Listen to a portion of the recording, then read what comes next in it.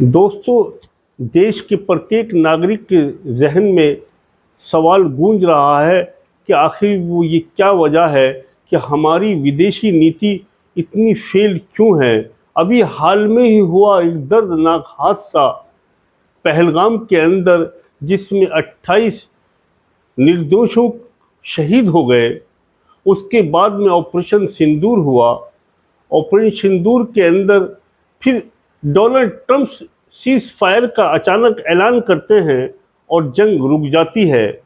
उसके बाद में आपने देखा कि मिडिल देशों के अंदर इजराइल और ईरान का ज़बरदस्त युद्ध हुआ, और युद्ध इस पैमाने पर हुआ कि जिसके अंदर दुनिया की सबसे बड़ी ताकतवर देश यानी डोनाल्ड ट्रंप अमेरिका भी इसमें कूद पड़े। लेकिन उसके बाद में ये भी सीज फायर हुआ और इसका भी ऐलान डोनाल्ड ट्रंप ने किया। तो दोस्तों, एक बात समझ में नहीं आ रही कि ईरान जैसा छोटा देश और दूसरे छोटे जो देश है दुनिया के अंदर, उनकी विदेश नीतियां हमसे ज़्यादा मजबूत हैं। आज ईरान भारत के मुकाबले में क्षेत्रफल में, जनसंख्या के एतबार से बहुत छोटा है, लेकिन इजराइल और ईरान की जंग में हमने पाया कि ये विदेशी नीतियों में हमसे बहुत ज़्यादा आगे है।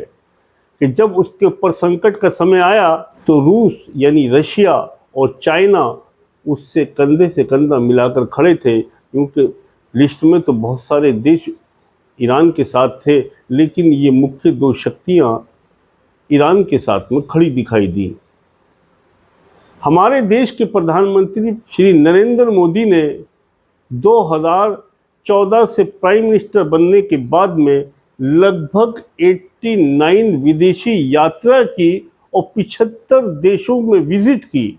2,02,485 करोड़ रुपया इन यात्राओं में केवल 10 सालों में ही खर्च हुआ। 2025 का अभी आंकड़ा नहीं आया है। तो भारत की जनता सवाल करती है, भारत की जनता पूछ रही है माननीय प्रधानमंत्री श्री नरेंद्र मोदी जी से कि देश के अंदर इतनी बेरोजगारी और देश के अंदर इतनी कमजोरी और देश के अंदर इतनी लाचारी और लोगों देश के अंदर इतनी महंगाई हो रही है, और आप विदेशी यात्राओं पर इतना मोटा खर्चा कर रहे हैं। दूसरी तरफ हम देश के अगर बड़े नेताओं की बात करें तो नेहरू जी ने केवल 20 प्लस ही विदेश यात्रा की, और इंदिरा गांधी ने 35 विदेशी यात्रा की, और मनमोहन सिंह ने 872 विदेशी यात्रा की। लेकिन माननीय प्रधानमंत्री ने तो लगभग 89 विदेशी यात्रा की और 75 देशों में आपकी विजिट रही। उसके बाद भी हम विदेशी नीति में फेल दिखाई दिए। जब इंडिया और पाकिस्तान का युद्ध हुआ तो हमारे जो पड़ोसी देश थे यानी श्रीलंका, नेपाल, बांग्लादेश, ये भी हमसे खिलाफ दिखाई दिए। हमारी विदेशी नीतियां क्यों हम इतनी फेल दी हैं। यानी बांग्लादेश की अगर हम बात करें तो बांग्लादेश CA-NRC को लेकर हमसे नाराज़ दिखाई दिया। अगर हम बात करें नेपाल की तो नेपाल भी हमसे विदेश नीतियों के एतबार से हम नेपाल को भी अपना नहीं बना सके, बल्कि नेपाल भी चाइना की गोद में बैठा हुआ दिखाई दिया। दोस्तों, 2020 में गलवान के अंदर चाइना ने घुसपैठ की और हम चाहकर भी उसका कोई जवाब, जो सही जवाब था, वो नहीं दे पाए। चाइना से माननीय प्रधानमंत्री श्री नरेंद्र मोदी जी ने बहुत बार दोस्ती का हाथ बढ़ाया, लेकिन चाइना से हम दोस्ती नहीं बना सके और चाइना हमारे हमेशा खिलाफ ही रहा। जबकि चाइना का बना हुआ सामान हमारे देश के अंदर 84% से भी अधिक चाइना का सामान हमारी मार्केटों के अंदर बिकता है। लेकिन उसके बावजूद भी चाइना हमारा पूरी तरह से शत्रु बना हुआ है। जिस टाइम में इंडिया और पाकिस्तान का युद्ध हुआ है उस टाइम में चाइना ने खुलकर पाकिस्तान की मदद की है और चाइना ने अपना सैन्य सामान दिया है और चाइना खुलकर सामने आया। तो उसके बावजूद हमारी विदेशी नीतियां इतनी यात्रा करने के बाद में 2,0485 करोड़ रुपया खर्च करने के बाद में, यानी देश की जनता का पैसा है, ये टैक्स का पैसा है जो माननीय प्रधानमंत्री जी ने केवल 10 सालों में विदेश यात्राओं पर खर्च किया है, उसके बदले में हमें मिला क्या है?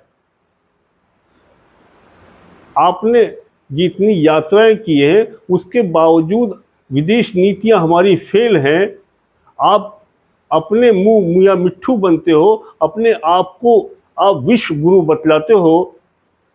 अरे विश्व गुरु की तो उस वक्त पोल खुल गई जिस टाइम में इंडिया पाकिस्तान का युद्ध हुआ। इंडिया पाकिस्तान के युद्ध में हमारे साथ में बड़े देश तो बहुत दूर की बात है, छोटे देशों का भी हमको हमदर्दी हासिल नहीं थी। जब हमारे माननीय प्रधानमंत्री जब लाहौर यात्रा करते हैं, जब विदेशी यात्रा में पाकिस्तान भी शामिल होता है, उसी वक्त में उरी और पुलवामा पे आतंकवादी हमला होता है। यह है हमारी विदेश नीति। यानी एक तरफ हम हमदर्दी दिखला रहे हैं, दूसरी तरफ वही देश हम पर हमलावर है। यानी आतंकी संगठनों का मालिक, आतंकी संगठनों का मसीहा और आतंकों का फसल को उगाने वाला पाकिस्तान हमेशा हमारे खिलाफ चलता रहा और हमने पाकिस्तान को हमेशा छूट देते चले गए। लेकिन हद उस वक्त हो गई जिस शख्स को हमने अपना दोस्त समझा, जिसको हमने माय डियर फ्रेंड कहा, डोनाल्ड ट्रंप को माननीय प्रधानमंत्री ने अपना जिगरी यार बतलाया, लेकिन हिंदुस्तान और पाकिस्तान की जंग के दौरान में वर्ल्ड बैंक लोन देता है और वर्ल्ड बैंक लोन तभी देता है जब अमेरिका की मंजूरी हासिल होती है। यानी उसी दौरान में दूसरी तरफ हद जब हो गई, जब जनरल असीम मुनीर को डोनाल्ड ट्रंप ने अपने लंच पर बुलवाया। ये कैसी राजनीति हमारे साथ खेली जा रही है और कैसी हमारी विदेश नीति है कि जिसको हम अपना दोस्त समझते हैं वो हमारे दुश्मन को हमारे आंखों के सामने ही गले लगा रहा है। तो दोस्तों, हमें अपनी विदेश नीति के ऊपर बहुत गहरा अध्ययन करना होगा और हमें समझना होगा कि हम कहाँ फेल हो रहे हैं। किसी न किसी का तो हम साथ दें, किसी न किसी देश के तो, लेकिन जहाँ हम अलग थलग इसलिए पड़ जाते हैं कि हम दोहरी नीति से चलते हैं। यानी अमेरिका के अंदर अगर राष्ट्रपति का चुनाव होता है तो वहाँ हम सिर्फ कमला हैरिस को इसलिए सपोर्ट करते हैं क्योंकि वो भारतीय मूल की महिला है और ऐसा महसूस हो रहा है कि अब ये जीत जाएंगी और डोनाल्ड ट्रंप के मुकाबले वो राष्ट्रपति का चुनाव लड़ रही हैं और माननीय प्रधानमंत्री जाकर उनकी मदद करते, यानी कमला हैरिस का सपोर्ट करते। कमला हैरिस का सपोर्ट करना ही भारत के लिए जहर साबित हो गया। उसी की वजह से हमारी विदेश नीतियाँ इतनी फेल हुई।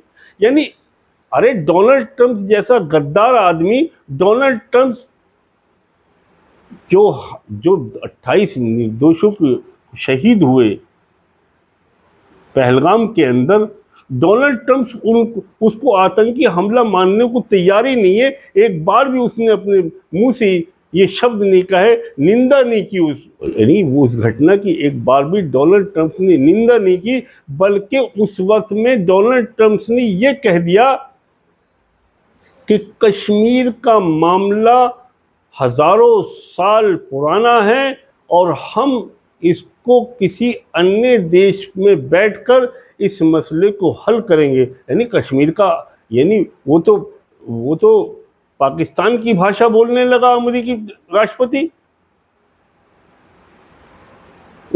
कश्मीर का तो कोई मसला ही नहीं था। मसला तो पहलगाम में उन निर्दोषों का और निर्मल जो जो हत्या हुई, जो शहीद किए गए, उनका मसला था, वो पाकिस्तान वो जो है पाकिस्तान की हिमायत करने लगा और कश्मीर का आलाप करने लगा, कहने लगा कि 1000 साल पुराना मामला है और हम कश्मीर के मसले को किसी देश में बैठकर सुलझाएंगे। कैसा मित्र है ये? कैसा मोदी जी, कैसा आस्तीन में सांप पाल रखा था आपने? ये डोनाल्ड ट्रंप किसी का नहीं है, ये एक गिरगिट की तरह है कि पल पल में अपने रंग बदलता है। तो दोस्तों, मैं फिर अपनी उसी बात पर आता हूँ कि विदेशी नीतियाँ हमारी इतनी फेल हो चुकी हैं, जिसकी वजह से हम दुनिया में अलग थलग पड़ गए हैं। जब से देश आज़ाद हुआ और आज़ाद होने के बाद 2014 तक हमारी विदेश नीतियाँ इतनी लचर, इतनी ख़राब नहीं थी जितनी 2014 के बाद में 2025 तक हमारी विदेश नीतियाँ देखी गई। अगर हम बात करें नेहरू जी की, इंदिरा गांधी की, मनमोहन सिंह की, ये तीनों प्रधानमंत्री कांग्रेस पार्टी के रहे हैं। अगर हम बात करें अटल बिहारी वाजपेयी जी की, तो इन लोगों के दरमियान में, इन लोगों के जो इनका पीरियड रहा है शासन का, उस वक्त में विदेश नीतियां बहुत अच्छी थी और 2014 तक अच्छी रही। लेकिन हम ये मानते हैं कि मोदी जी के आने के बाद में 2014 में भी विदेश नीतियां अच्छी रही, लेकिन 2014-15 के बाद में विदेश नीतियां बिगड़ती चली गई और हम पूरी दुनिया के अंदर अलग थलग आज के दौर में खड़े हैं, जबकि 2485 करोड़ विदेश नीतियां बनाने पे माननीय प्रधानमंत्री ने केवल 10 सालों में खर्च कर चुके हैं। दोस्तों, देश की विदेश नीति रीढ़ की हड्डी होती है और देश की विदेश नीति के ऊपर हम बहुत बड़े बड़े फैसले ले लेते हैं। अगर देश की विदेश नीति फेल है तो समझो देश भी फेल है। हमें इस पर गंभीरता से एनालिसिस करना होगा, विचार विमर्श करने होंगे कि आखिर हम विदेश नीतियों में क्यों फेल दिखाई दिए। दोस्तों, ये वीडियो आपको अच्छी लगी हो तो प्लीज़ इसको लाइक करें, चैनल को सब्सक्राइब करें, बेल आइकन दबाएं, ताकि इस तरह की वीडियो आपको भविष्य में भी मिलती रहे। हमेशा राष्ट्र और देश के हित में रहें, अपना ख्याल रखें, अपने पड़ोसियों का ख्याल रखें। जय हिंद, जय भारत।